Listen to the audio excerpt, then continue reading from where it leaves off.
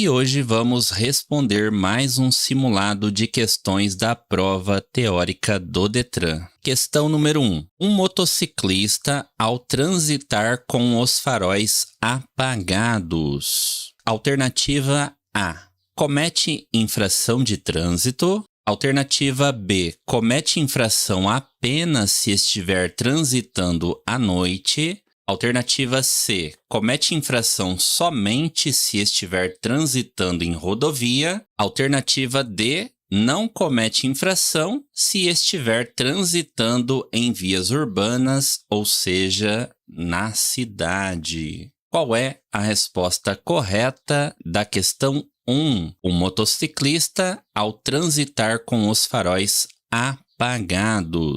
Qual é a resposta? Qual você marcaria na prova do Detran? Não comete infração? Será que ele não comete infração? Pessoal, a moto, em trânsito, nós devemos manter sempre os faróis acionados. De dia, de noite, nas vias urbanas ou nas rodovias, independentemente do local, independentemente da situação, o farol da moto, ele tem que estar acionado, aceso sempre. Então, a alternativa D, ela fica errada. Não comete infração, já começa errada a frase. Se estiver transitando em vias urbanas, não há essa diferenciação. Alternativa C, comete infração somente se estiver transitando em rodovia. Não é somente se estiver transitando em rodovia. Comete infração transitando em qualquer tipo de via, pessoal. Alternativa B, comete infração apenas se estiver transitando à noite. Não é apenas à noite. A infração também ocorre durante o dia. Motocicleta é um veículo no qual o farol tem que estar sempre aceso, acionado quando em trânsito. Portanto, gabarito correto da questão 1, alternativa A. Esse motociclista, ao desrespeitar essa regra, comete uma infração de trânsito de natureza média. Essa infração do farol apagado da motocicleta, ela já foi, no passado, uma infração gravíssima, com multa e suspensão do direito de dirigir. Hoje, não é mais uma infração gravíssima com suspensão do direito de dirigir. Hoje, é uma infração de natureza média, passível de multa, com 4 pontos no prontuário do condutor. Questão 2. O trânsito de veículos nos acostamentos de rodovias é permitido. Quando que o trânsito de veículos automotores nos acostamentos de uma rodovia vai ser permitido? Quando? Alternativa A, quando, devido a problema mecânico, o veículo estiver lento. Alternativa B, quando a via estiver congestionada e o trânsito estiver lento. Alternativa C, quando for realizar uma ultrapassagem. E alternativa D, para acessar imóveis lindeiros ou fazer conversões. Qual é a resposta correta da questão 2? O trânsito de veículos automotores nos acostamentos de rodovias, ele é permitido. Resposta correta da questão, alternativa D, para acessar imóveis lindeiros ou fazer conversões. Nesse caso, o trânsito pelo acostamento das rodovias é permitido. Acesso a imóveis ou fazer conversões, conversão à direita, conversão à esquerda, fazer um retorno. São situações nas quais o trânsito de veículos automotores pelo acostamento de uma rodovia é permitido. Portanto, alternativa correta da questão, alternativa D. Questão 3. A estabilidade de um veículo em deslocamento nas retas e curvas é uma das funções dos sistemas de alternativa A, transmissão e de lubrificação. Alternativa B, freios e rodas. Alternativa C, direção e suspensão. Alternativa D, lubrificação e motor. Qual é a resposta da questão 3? A estabilidade de um veículo em deslocamento nas retas e curvas é uma das funções de quais sistemas do veículo? Resposta correta da questão, alternativa C, do sistema de direção e do sistema de suspensão. Questão 4. Para que um cidadão obtenha a habilitação na categoria D, é preciso, entre outras exigências, que seja maior de, alternativa A, maior de 21 anos e esteja habilitado na categoria B há, no mínimo, 1 ano. Alternativa B, maior de 20 anos e esteja habilitado na categoria B há, no mínimo, 1 ano. Alternativa C, maior de 22 anos e esteja habilitado na categoria B há, no mínimo, 2 anos. E alternativa D, maior de 21 anos e esteja habilitado na categoria B há, no mínimo, 2 anos. Qual é a resposta correta da questão 4? Para que um cidadão obtenha a habilitação na categoria D, é preciso, entre outras exigências, que ele seja maior de. Resposta correta da questão 4, alternativa D. Ele tem que ser maior de 21 anos e estar habilitado na categoria B há, pelo menos, 2 anos. Resposta correta da questão 4. Então, a resposta B e a resposta C, nós já eliminaríamos aqui na questão 4. Não é maior de 20 anos, nem maior de 22. A exigência para tirar uma carteira D ou também a carteira E é a idade mínima de 21 anos. E esse condutor, ele precisa estar habilitado na carteira B, ele tem que ter habilitação na carteira B há pelo menos 2 anos. 2 anos de prazo. Ele tirou a carteira B, esperou 2 anos de habilitação, então ele já tem o requisito para tirar a carteira D. Carteira de ônibus, micro-ônibus, van, veículo de passageiros que tenha mais de 8 lugares, excluído o do motorista. Categoria D é a categoria desse tipo de veículo. Então, quais são as exigências, entre outras, para tirar uma habilitação categoria D? Ser maior de 21 anos e estar habilitado na categoria B por pelo menos 2 anos. Resposta correta, então, da questão 4. Questão 5. Com relação aos sinais sonoros, considere. Item 1. Os sinais sonoros somente devem ser utilizados em conjunto com os gestos dos agentes de trânsito. Item 2. Um silvo breve significa siga. Item 3. Um silvo longo significa pare. É correto o que se afirma em alternativa A, 1 e 2 apenas. Alternativa B, 1 e 3 apenas. Alternativa C, 1, 2 e 3. Alternativa D, 2 e 3 apenas. Qual é a resposta correta da questão 5? Com relação aos sinais sonoros, considere. Então vamos analisar as frases da questão 5. Frase 1. Está correta? Os sinais sonoros somente devem ser utilizados em conjunto com os gestos dos agentes de trânsito. Muita atenção aqui no item 1. A gente sempre fala da palavra somente, né? A palavra somente, a palavra apenas, a palavra só. Esses tipos de palavras podem trazer erros para a frase, mas não aqui. Aqui a frase está perfeita, está correta. Os sinais sonoros, eles somente devem ser usados em conjunto com os gestos do agente de trânsito. Ou seja, o policial de trânsito, ele faz sinais de braço e sinais sonoros juntos para que os motoristas compreendam corretamente a ordem emanada pelo agente de trânsito. Então a frase 1 está certa. Os sinais sonoros somente devem ser utilizados em conjunto com os gestos dos agentes de trânsito. Item correto, o item número 1. Item 2. Silvo breve significa siga, motorista. E o item 3, está certo ou errado na sua opinião?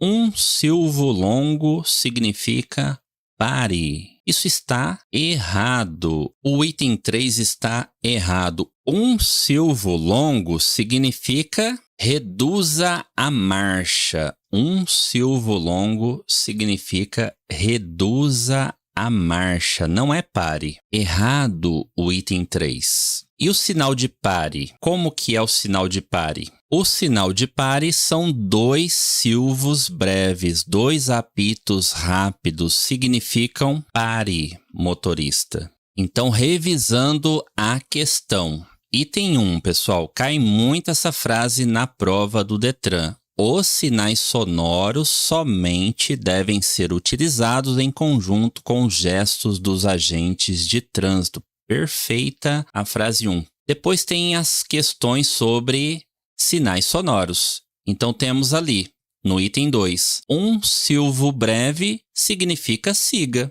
certinho. Um apito breve, um apito rápido é siga, motorista. 2 silvos breves, 2 apitos rápidos. O policial está ordenando pare, motorista. Pare, 2 silvos breves. E um silvo longo, um apito demorado.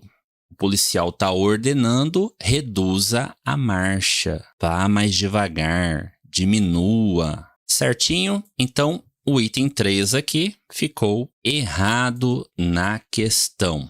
Portanto, gabarito correto da questão, alternativa A, item 1 e 2 apenas. Questão 6, uma questão de meio ambiente. O motorista percebe que os pneus dianteiros do seu veículo estão carecas e resolve trocá-los. O destino ambientalmente correto para os pneus velhos é: alternativa A, descartá-los em lixões conforme normas do CONAMA. CONAMA é Conselho Nacional do Meio Ambiente. Alternativa B, levá-los a um local onde possam ser reciclados.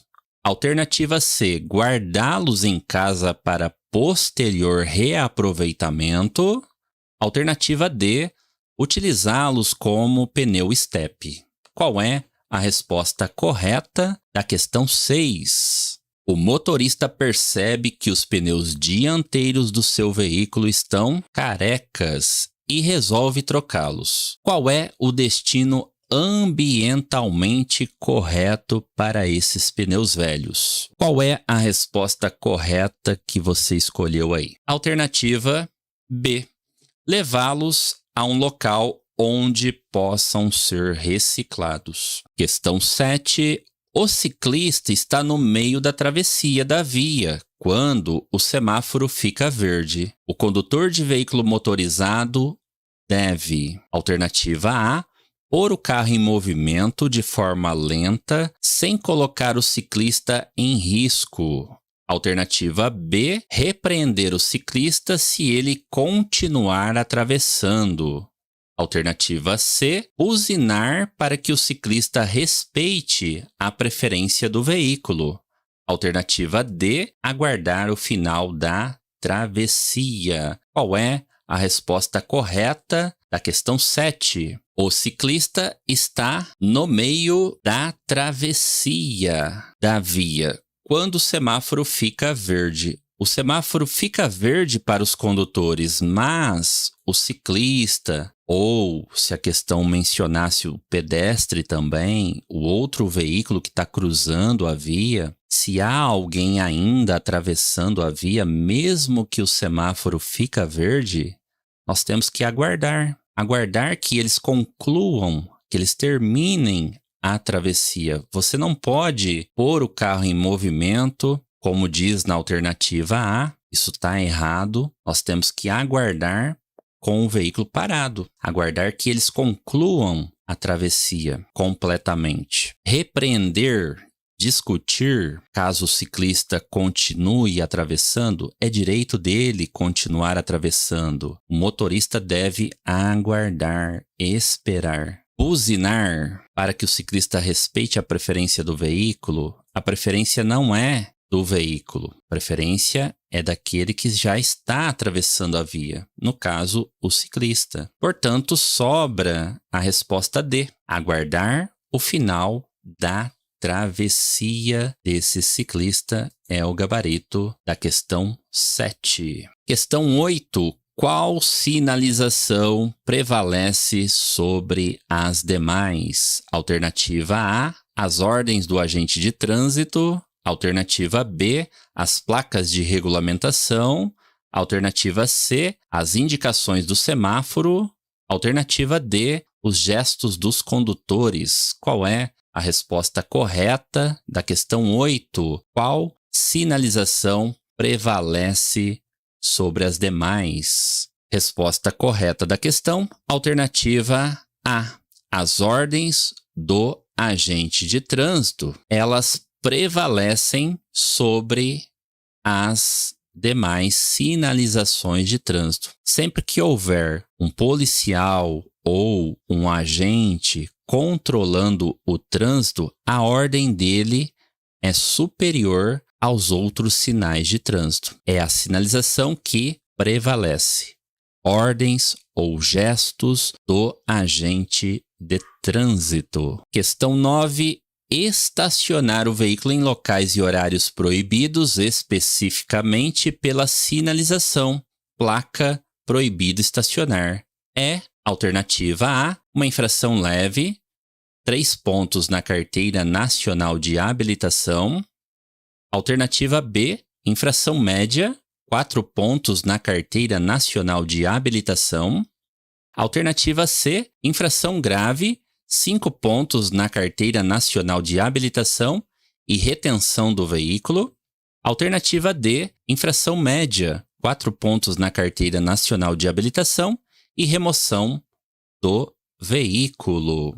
Qual é a resposta correta da questão 9? Estacionar o veículo em locais e horários proibidos, especificamente pela sinalização placa de proibido estacionar. Isso constitui que tipo de infração? Qual é a sua resposta correta aqui para a questão 9? Resposta correta da questão, alternativa D. É uma infração média, com 4 pontos na Carteira Nacional de Habilitação e remoção do veículo do local. Pessoal, uma dica para esse tipo de questão na prova do Detran. Quase todas as multas de estacionamento irregular, quase todas elas prevêem a remoção do veículo. Então, o aluno que sabe esse macete, que sabe essa regrinha, ele vem direto nessa alternativa D, na palavra remoção. Remover do local, guinchar o veículo, levá-lo para o pátio. As infrações de estacionamento, na sua maioria, na verdade quase todas, só tem uma que não prevê remoção, que é estacionar na contramão. Vou até anotá-la aqui e sugiro que você anote para não esquecer. Estacionar na contramão é a única infração de trânsito de estacionamento irregular que não prevê a remoção do veículo. Todas as demais prevêem remoção do veículo.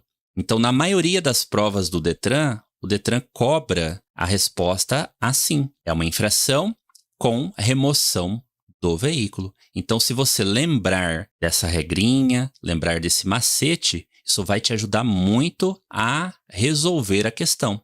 Veja bem, toda infração de estacionamento irregular sem a presença do condutor prevê a remoção do veículo do local, exceto estacionar na contramão. É a única que não prevê a remoção, prevê apenas multa. Então fica essa dica para você acertar questões na prova do Detran sobre estacionamento irregular. Questão 10. Deve-se desligar o motor com o veículo. Alternativa A, parado e desacelerando o motor. Alternativa B, em movimento nas descidas para economizar combustível. Alternativa C, parado e o motor em marcha lenta. Alternativa D, parado e acelerando. Qual é a resposta correta da questão 10? Devemos desligar o motor com o veículo. Alternativa correta, alternativa C, veículo parado e motor em marcha lenta. Questão 11. Um condutor habilitado na categoria D pode dirigir. Alternativa A, motoneta e trailer. Alternativa B, ônibus e automóvel. Alternativa C, motocicleta e ônibus. Alternativa D, caminhão e ciclomotor. Qual é a resposta correta da questão 11? Um condutor habilitado na categoria D, ele pode dirigir. Alternativa correta da questão. Alternativa B, ele pode dirigir ônibus e automóvel. Questão 12. Em uma ultrapassagem, uma das principais variáveis básicas envolvidas é a alternativa A, distância de percepção. Alternativa B, velocidade mínima desenvolvida. Alternativa C, a avaliação do risco a ser assumido durante a manobra. Alternativa D, sinalização da via apenas. Qual é a resposta correta da questão 12? Em uma ultrapassagem, uma das principais variáveis básicas envolvidas é a avaliação do risco a ser assumido durante a manobra. Item correto, item C. Questão 13. Quando verificamos pressão arterial elevada, devemos: alternativa A, colocar sal embaixo da língua. Alternativa B, tentar acalmar a vítima. Alternativa C, dar água com açúcar. Alternativa D, oferecer um remédio para abaixar a pressão. Qual é a resposta correta da questão 13? Quando verificamos pressão arterial elevada, devemos: alternativa correta da questão, alternativa B, tentar acalmar a vítima. E é uma resposta que aparece muito nas provas do Detran na disciplina de noções de primeiros socorros. Tentar acalmar a vítima, tranquilizá-la. São respostas que sempre aparecem como corretas. E respostas que sempre aparecem como erradas é oferecer qualquer coisa à vítima. Como na letra A, sal. Não se deve oferecer nada à vítima, como sal. Ou o item C, água com açúcar, resposta sempre errada nas provas do Detran, e remédios. Então fica essa dica para a prova do Detran na disciplina de noções de primeiros socorros. Quando a questão mencionar que nós devemos oferecer à vítima qualquer tipo de alimento, até mesmo água ou remédios, as respostas estarão erradas. Itens errados você elimina facilmente e confirma, nesse caso, o gabarito, a resposta correta da questão. Então, olha, essa dica ajuda muito nas questões de noções de primeiros socorros. Questão 14 sobre extintor. Em uma rua, há um carro em chamas após colisão frontal com outro veículo. Nesse caso, recomenda-se: alternativa A, abrir completamente o capô do veículo para direcionar o extintor para as chamas. Alternativa B, usar o extintor na posição horizontal. Alternativa C, usar o extintor dirigindo o jato para o meio do fogo. Alternativa D, empregar, se possível, vários extintores ao mesmo tempo. Qual é a resposta correta da questão 14? Em uma rua, há um carro em chamas após uma colisão frontal. Nesse caso, recomenda-se. Alternativa correta, alternativa D, empregar, se possível, vários extintores ao mesmo tempo para o quanto antes apagar esse princípio de incêndio. Questão 15. Um condutor trafegando em um automóvel por rodovia não sinalizada não poderá ter sua velocidade mínima inferior a.